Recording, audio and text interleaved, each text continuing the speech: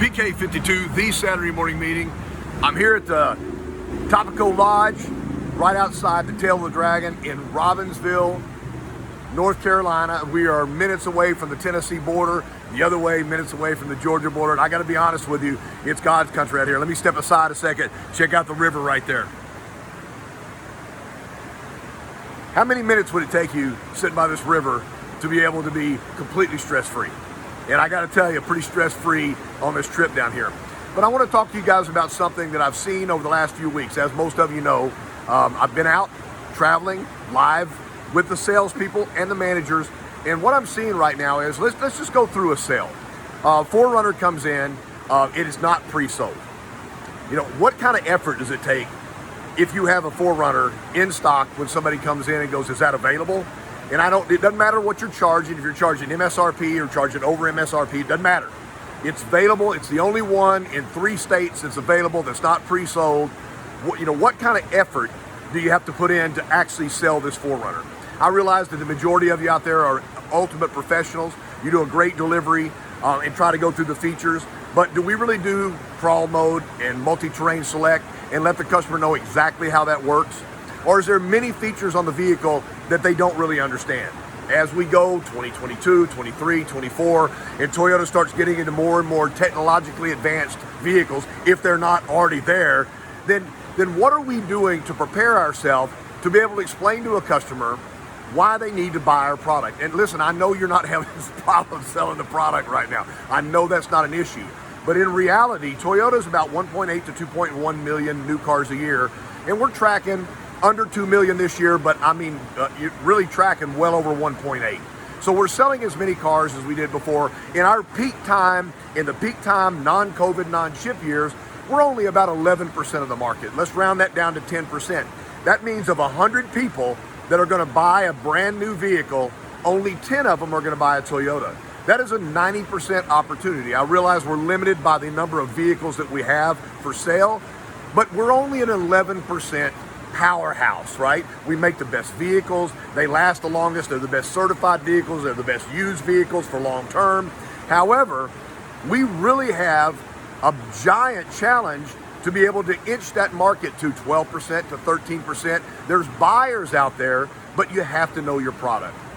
My fear is that right now, we're not practicing. And I'll be honest with you. So if you had a kid in 3rd grade, let me just do it this way. And you're gonna be the speaker of the week. So you're gonna show up at your child's 3rd grade elementary school. Would you write down what you were gonna say? Would you practice it? I mean, it's a 3rd grade audience, I get it, but would you practice? Would you be a little nervous before they called you up there? When you walked up there and saw all those faces, would it make you uncomfortable? If you had practiced your presentation, if you had a slideshow or some props so you could go through, or you were telling a story you were so ultimately really engaged in, something you lived through, something that was part of your life, wouldn't that have been easier? Well, we make our money selling products, convincing people that what we want to do is we want to move them into Toyota for life, and here's why you should buy our brand versus every other brand. How often should you practice? How often should you roll a RAV4 out there and just practice a walk around? Should you video it?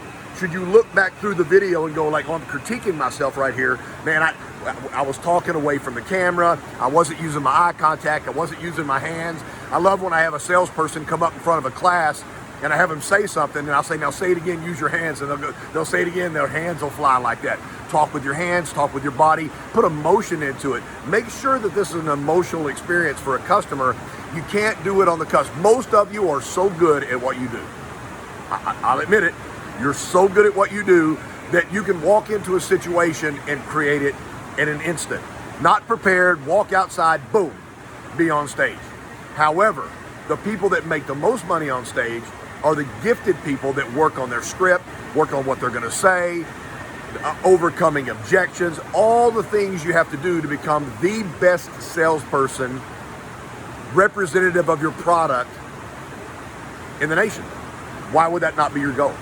Why would you want to be, I'm okay, I'm pretty good at it, you know, I do all right. Why would you want any of that when you can be the best of the best of the best? I'm a little mad at Toyota because there used to be challenges like they would have events in every meeting where you could win some money if you could do your product presentation. Then they had the walk-around contest that went dealership to region, to nationals, or district, region to nationals. And you could actually, if you wanted to do it, you could represent your dealership in a national championship. So Toyota doesn't do that anymore, so we have to create that ourselves. Remember, the commodity you're selling is not the RAV4 or the Camry or the 4Runner or the Sienna. It's not. The commodity you're selling is you. When you become the best that you can be, then everything else falls into place. Remember, the more people that know who you are and what you do, the more money you're going to make in any industry. Get yourself out there, promote yourself, become digital. This has been live in Robbinsville, North Carolina, on vacation, riding the motorcycles. PK52, the Saturday Morning Meeting.